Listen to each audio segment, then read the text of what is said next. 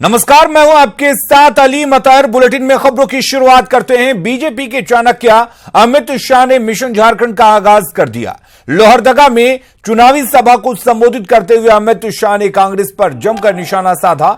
उन्होंने कहा कि सर्जिकल स्ट्राइक और एयर स्ट्राइक के जरिए पीएम मोदी ने पाकिस्तान को करारा जवाब दिया है, लेकिन यूपीए की सरकार में वोट बैंक के कारण आतंकियों पर कार्रवाई नहीं कर रही थी। वहीं अमित शाह ने कहा कि धारा 370 हटाकर पीएम मोदी ने जम्मू कश्मीर से आतंकवाद को जड़ से खत्म करने की पहल की है। वहीं मुख्यमंत्री रघुवर दास ने कहा कि अगर बीजेपी की सरकार आती है तो लोहरदगा में एल्युमिनियम की फैक्ट्री लगाई जाएगी। साथ ही लोहरदगा में बाईपास सड़क के निर्माण की भी घोषणा की। नरेंद्र मोदी सरकार ने पाकिस्तान को सबक सिखाने का काम किया है। पहले जब हमले होते थे प्रधानमंत्री के मुंह से आवाज नहीं होती थी। इस बार हमले हुए, एक बार सर्जिकल स्ट्राइक करी, दूसरी बार एयर स्ट्राइक करी। पाकिस्तान के घर में घुसकर आतंकवादियों का सफाया कर मोदी जी ने एक कठोर मैसेज दुनिया भर को कर दिया कि भारत की सीमाओं का अतिक्रमण कोई नहीं कर सकता। 5 अगस्त को मोदी जी ने धारा 370 और 35A को समाप्त करने का काम कर कश्मीर के अंदर आतंकवाद को समाप्त करने की दिशा में आगे बढ़े। में एक जो बहुत बड़ी समस्या है, क्योंकि लोहरदगा बॉक्साइट काफी होता है, लेकिन ये लोहरदगा में एक बॉक्साइट का एल्युमिनियम का फैक्ट्री लगे, ये हमारी सरकार के ध्यान में है। बॉक्साइट का ऑप्शन हुआ है और हमने कुमार मंगलम साहब और वेदांता दोनों ग्रुप से बात की है। जो भी को भी इस ऑप्शन से मिलेगा उनको हमने कहा कि लोहरदगा में बॉक्सेस का एल्युमिनियम का प्लांट लगाना होगा, ताकि हमारे यहाँ लोहरदगा के नौजवान को रोजगार मिले। ये कांग्रेस की गलत नीति के कारण ये जो कोयला बाहर जा रहा है, बॉक्साइट बाहर जा रहा है, अगर हम यहाँ वैल्यूएडेड प्लांट लगाते तो कोयला भेजने की जगह बिजली हम भेजने का काम करते तो हमारे झारखंड के नौजवान को रोजगार मिलते। और इसलिए हमने तय किया आने वाले समय में लोहरदगा में बॉक्साइट एल्युमिनियम का एक प्लांट लगेंगे, ताकि लोहरदगा के लोग को रोजगार मिले। और इससे पहले अमित शाह ने लातेहार के मनिका में चुनावी सभा को संबोधित किया। अमित शाह ने कहा कि नरेंद्र मोदी जब प्रधानमंत्री बनकर आए तो उन्होंने पिछड़ा वर्ग आयोग को संवैधानिक बनाकर करोड़ों लोगों को उनका अधिकार दिया। पिछड़ा समाज को उसका अधिकार अधिक से अधिक मिले, इसके लिए भारतीय जनता पार्टी की सरकार आयोग बनाकर सुनिश्चित करेगी कि पिछड़े समाज को अधिक से अधिक आरक्षण का लाभ मिले। वहीं रघुवर दास ने भी झारखंड के बेहतर विकास के लिए स्थिर सरकार को चुनने की लोगों से अपील की। आज झारखंड के जो लोग कभी अनुभूति ही नहीं कर सकते थे कि आजादी का हमें क्या फायदा है, आज झारखंड के लोगों को मालूम पड़ा है कि विकास करने वाली सरकार कैसी होती। मित्रों, ये पूरा झारखंड प्रदेश आदि जाति समुदाय से, वनवासी बंधुओं से और पिछड़ा समाज के मतदाताओं से भरा पड़ा। मैं आज कहना चाहता हूं, कांग्रेस पार्टी ने 70 साल तक पिछड़ा समाज के लोगों को न्याय करने का काम किया है, अन्याय करने का काम। 70 साल से पिछड़ा समाज के लोग अपने संवैधानिक सम्मान के लिए लड़ाई लड़ रहे थे, मगर कांग्रेस पार्टी ने संवैधानिक सम्मान उनको नहीं दिया। देश की जनता ने 2014 में एक फैसला किया, पिछड़ा समाज के ही गरीब घर के व्यक्ति हमारे प्रधानमंत्री नरेंद्र मोदी को देश का प्रधानमंत्री बनाने का काम किया और नरेंद्र मोदी ने 2 ही साल में ओबीसी आयोग को संवैधानिक मान्यता देकर करोड़ों पिछड़ा समाज के लोगों को सम्मान के साथ जीने का अधिकार ये भारतीय जनता पार्टी की सरकार ने दिया। मित्रों, आज मैं पिछड़ा समाज के लोगों को कहने आया कि इस बार भारतीय जनता पार्टी बनने की सरकार बनने के बाद पहला काम करने वाले हैं आरक्षण के अंदर जो व्यवस्था है उसके लिए कमीशन बनाकर पिछड़ा समाज के युवाओं को कैसे ज्यादा से ज्यादा आरक्षण मिल पाए इसकी व्यवस्था ये भारतीय जनता पार्टी की सरकार करेगी। और ये फौरी मेरा भाषण नहीं है।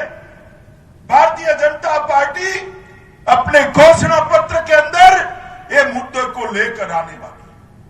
हम इसको एक सामाजिक न्याय के पवित्र नजर से देखकर किसी को भी अन्याय न हो तरीके से पिछड़ा समाज के बच्चों के साथ न्याय करने का काम करेंगे। चुनाव किसी विधायक को जिताने हराने भर का चुनाव नहीं है।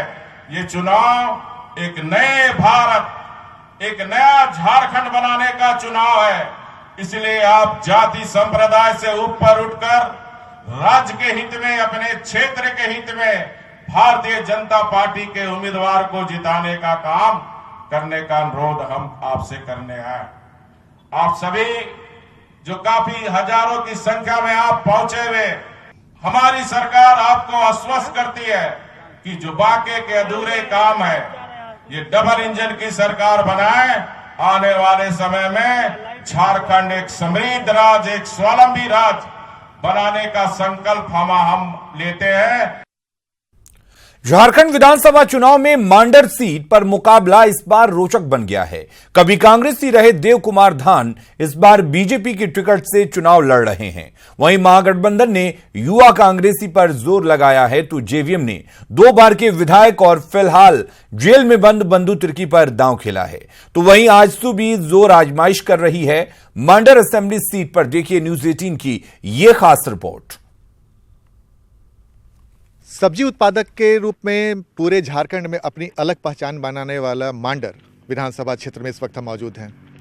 मांडर में इस बार मुकाबला चतुष्कोणीय बताया जा रहा है। झारखंड विकास मोर्चा, आजसू, कांग्रेस और बीजेपी उम्मीदवारों के बीच में कड़ी टक्कर बताई जा रही है।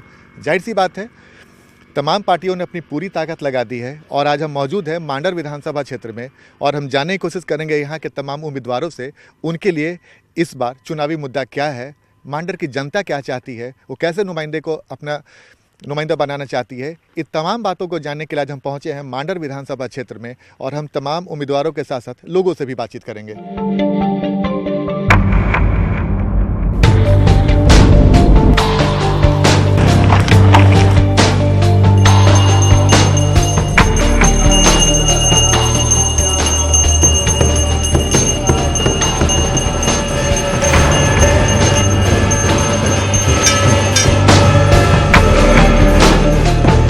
मांदर की थाप, मंदिर के घंटे की आवाज, चुनावी माहौल में भक्ति का ये नजारा ही मांदर विधानसभा सीट को अलग बनाता है।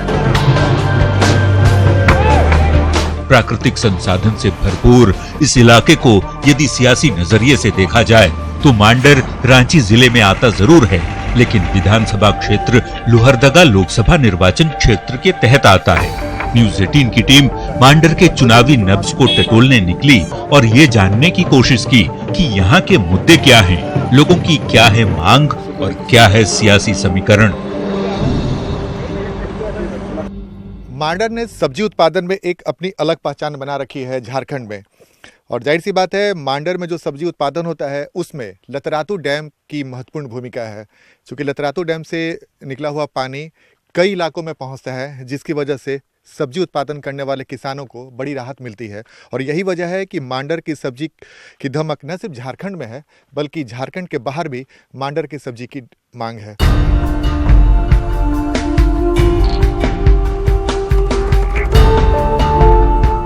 जाहिर है, मांडर के लोगों के आय का बड़ा जरिया खेती और सब्जी उत्पादन ही है।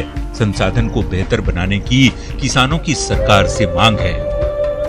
कहते हैं बाजार में मोनोपोली भी है कि जैसे आमदनी हो गया तो माने रेट में कमी बेसी भी कर देते हैं। मांडर की पहचान देश भर में बने, इसके लिए सियासी पार्टियों के नेता भी जोर शोर से अपनी आवाज बुलंद कर रहे हैं। तो उनका जो जरूरत की चीजें हैं, सिंचाई का, बिजली चाहिए, कोल्ड स्टोर चाहिए, हो सके कि लापुंग का सामान हमको विदेश भी पहुंचाना पड़े तो हमको पहुंचाना पड़ेगा। बंधु तिर्की जेल में है, लेकिन हमारे क्षेत्र में जितने भी हमारे मांडर विधानसभा में जनता है, गरीब गुरबा जनता, सभी कोई बंधु तिर्की के रूप में काम कर रहे हैं। वही लोग बंधु तिर्की हैं। जितने भी हमारे किसान भाई हैं जिनका कर्ज है, जो कर्ज तले आत्महत्या कर रहे हैं, उन कर्जों को माफ़ी करना। यहाँ सिंचाई की वजह से बहुत सारे किसान हमारे सही से पटवन नहीं कर पाते हैं, ठीक है, जिसके कारण हम लोग फसलें सूखे के कारण बर्बाद हो जाता है। तो मांडर की जनता और यहाँ के स्थानीय किसानों की कई मांगे हैं, कई मुद्दे भी हैं, वो भी जान लीजिए। तो मांडर के मुख्य मुद्दों में किसानों की आय बढ़ानी, सिंचाई की समुचित व्यवस्था, सब्जी उत्पादकों को उचित बाजार मिले, प्राथमिक शिक्षा और स्वास्थ्य की व्यवस्था को दुरुस्त करना, पर्यटन को बढ़ावा देना और बिजली की बेहतर व्यवस्था की मांगे शामिल हैं। बात यदि मांडर विधानसभा क्षेत्र में मतदाताओं की करें तो मांडर विधानसभा क्षेत्र में कुल मतदाता 3,19,000 हैं, जिनमें पुरुष मतदाताओं की संख्या 1,63,000, जबकि महिला मतदाताओं की संख्या 1,56,900 है। ओबीसी, ईसाई और मुस्लिम मतदाता निर्णायक भूमिका में हैं। वैसे अब ये जनता तय करेगी कि कौन सी पार्टी के उम्मीदवार उनके भरोसे पर खरे उतरते हैं और किसे हार का स्वाद चखना पड़ता है, और इसका जवाब चुनाव परिणाम के बाद ही मिलेगा। तब तक इंतजार कीजिए और देखते रहिए न्यूज़ 18 पर झारखंड चुनाव के पल पल का अपडेट। न्यूज़ 18 के लिए रांची से आनंद अमृतराज की रिपोर्ट। पूर्वी सिंहभूम में 7 दिसंबर को मतदान है, जिसे लेकर जिला प्रशासन वोटरों को जागरूक करने में जुटा हुआ है। उपायुक्त तो कार्यालय के पास सेल्फी पॉइंट बनाए गए हैं, जिसका जायजा लिया है संवाददाता आशीष कुमार तिवारी ने। प्रशासन की ओर से किस तरह वोटरों को मतदान के प्रति जागरूक करे, उसको लेकर जमशेदपुर में आप देख सकते हैं कि आपको मैं दिखाना चाहूँगा। अभी मैं उपायुक्त कार्यालय में हूँ और पूर्वी विधानसभा जमशेदपुर 6 विधानसभा क्षेत्र पड़ते हैं पूरे पूर्वी में, और आपको बताना चाहूँगा कि 7 दिसंबर यानी दूसरे चरण में यहाँ पे चुनाव है। और आप देख सकते हैं कि जिला प्रशासन की ओर से किस तरह पूरे शहर में बड़े बड़े बैनर लगाकर युवाओं को वोट के प्रति जागरूक करने के लिए पहल की जा रही है। और उपायुक्त कार्यालय में आप देख सकते हैं किस तरह सेल्फी पॉइंट बनाए गए हैं, जिससे यहाँ आकर युवा सेल्फी खिंचवाएं और वोट के लिए प्रति जागरूक हो सके। वहीं आप देख सकते हैं किस तरह पूरे कैंपस में लोग जो है, आप देख सकते हैं जो युवा है वो इसमें सेल्फी खिंचवा रहे हैं। कुछ जवान भी है, आप देख सकते हैं कि सेल्फी पॉइंट में खड़े होकर सेल्फी खिंचवा रहे हैं। और 7 दिसंबर को शपथ ले रहे हैं इसमें कि 7 दिसंबर को सभी काम छोड़कर अपने जो वोट का है मतदान वो करेंगे। न्यूज़ 18 के माध्यम से आपसे अपील करना चाहते हैं कि 7 दिसंबर को अपने घरों से निकलकर वोट जरूर करें। न्यूज़ 18 के लिए जमशेदपुर से आशीष कुमार तिवारी। गुमला के बसिया की सीडीपीओ अपर्णा कर्माकर को 25,000 रुपए घूस लेते हुए एसीबी ने रंगे हाथों गिरफ्तार किया। अपर्णा पर आंगनबाड़ी सेविका के चयन में घूस मांगने का आरोप है। गिरफ्तार करने के बाद एसीबी की टीम ने आरोपी सीडीपीओ को रांची लेकर गई। ये आंगनबाड़ी सेविका के चयन में अवैध रूप से इनकी मांग थी। शिकायतकर्ता ने शिकायत की, उसको फिर जांच कराया गया, सही पाया गया। इसके बाद एक धावा दल का गठन किया गया। धावा दल के नेतृत्व में आज रंगे हाथ अपर्णा कर्मकार जो सीडीपीओ है बसिया के, उनको गिरफ्तार किया गया। कितना रुपये? दिन के खास कार्यक्रम चुनाव चौपाल में आपका स्वागत है। मैं हूं राजेश कुमार। हम हैं हटिया में। हटिया विधानसभा रांची विधानसभा से बिल्कुल सटा है। आप यूं समझ सकते हैं कि राजधानी को अगर 2 हिस्से में बांटना हो, एक रांची और जैसे ही हम दक्षिणी जाते हैं ये है हटिया। हटिया में रेलवे स्टेशन जो कि बहुत इस इलाके के लिए एक बड़ा स्टेशन है। इसके अलावा अगर बात करें तो यहाँ पर निफ्ट जैसे इंस्टीट्यूशन है, काफ़ी विकास हुआ है। लेकिन अगर हाल के दिनों में देखें, 5 वर्षों का हम लेखा जोखा देखें, चूँकि नेताजी एक बार फिर से इनके पास पहुँचेंगे, मुद्दों की बात करें तो हम देखते हैं कि इनके पास कौन कौन से मुद्दे हैं। इस बार 5 वर्ष के बाद फिर से चुनाव हो रहा है। बड़ा लोकतंत्र है, लोकतंत्र का महापर्व है। मुद्दों के लिहाज से देखें आपके इलाके में कौन कौन से इस बार सबसे बड़ा मुद्दा है? हटिया क्षेत्र जो है, हटिया विधानसभा क्षेत्र का आज तक कोई विकास नहीं हुआ। लेकिन हटिया के नाम पर विकास तो आपके पास रेलवे स्टेशन है, नीप ऐसे इंस्टीट्यूशन है, बड़े बड़े बिल्डिंग पीछे बने। कोई विकास रोड और सड़क से नहीं होता है। यहाँ पर का जितना भी देहात से ग्रामीण महिलाएं हैं, इलाज कराने कुछ भी होता है वो रांची जाना पड़ता है या फिर प्राइवेट नर्सिंग होम में जाना पड़ता है। यहाँ के विधायक या जो भी जीते बोले पहला हॉस्पिटल यहाँ निर्माण कराएंगे, लेकिन हॉस्पिटल आज तक निर्माण नहीं। के लिए हॉस्पिटल एक बड़ा मुद्दा है। स्वास्थ्य है, शिक्षा है। शिक्षा है आपके लिए मुद्दा। आप यहाँ पे लंबे समय से रह रहे हैं, 5 वर्षों में कितना कुछ विकास हुआ? हाँ, हटिया का तो कोई विकास ज़्यादा नहीं हुआ है, लेकिन कहने का मतलब है ये लोकसभा का चुनाव नहीं है, ये राज्यसभा का चुनाव है। लोकसभा में विधानसभा का चुनाव, विधानसभा का चुनाव है। विधानसभा का चुनाव देखिए, बाप को अगर शादी किसी के करने जाना है तो लड़की के बाप को देख करके नहीं शादी किया जाता है, उस लड़के के ऊपर निर्भर करता है। तो झारखंड में जो अभी वर्तमान सरकार का मुखिया जो है वो सबसे उसी तरह से है जिस तरह से है। इस इलाके में आप लंबे समय से रह रहे हैं। जी हाँ। कौन कौन से मुद्दे हैं पिछले अगर 20 वर्षों की तुलना करें हम? बहुत सारे आम जनता के मुद्दे हैं जो कि आज तक इस हटिया क्षेत्र से कहीं नहीं हो पाया है। पीने की पानी इस हटिया क्षेत्र की आम जनता आज तक घूमते रह गई, आज तक नहीं मिला। सांसद हो, विधायक हो, किसी ने ध्यान नहीं दिया। तो जो सांसद विधायक होते हैं क्या दोबारा नहीं वापस आते? कभी नहीं, आज तक दर्शन नहीं उनका है। एक पानी की टंकी बनी है सिंहमुड़ में, पानी पीने का नहीं है, सब कुआं सूख गया। पानी एक बड़ा समस्या है। इसके अलावा बताइए आप। जी, पानी का समस्या के साथ साथ यहाँ पे चिकित्सा का भी सवाल है, और आपका जो है महिलाओं के लिए इतना दिक्कत यहाँ पर है कि कुछ भी काम जो हो, जैसे भी आकस्मिक कुछ घटना घट जाता है तो अस्पताल पहुँचने में काफ़ी बड़ा वक्त लग जाएगा। चूँकि एक बात सच यही है कि अगर आप स्वास्थ्य सेवाओं की बात करें, ज़्यादातर बड़े अस्पताल बरियातू में है, जो कि रांची के उत्तरी छोर पे है। वहाँ अगर पहुँचना हो तो पहुँचने में तकरीबन 1 घंटे का वक्त लगता है, उस जाम ऊपर से। ऐसे में इस इलाके में स्वास्थ्य केंद्र तो होना ही चाहिए।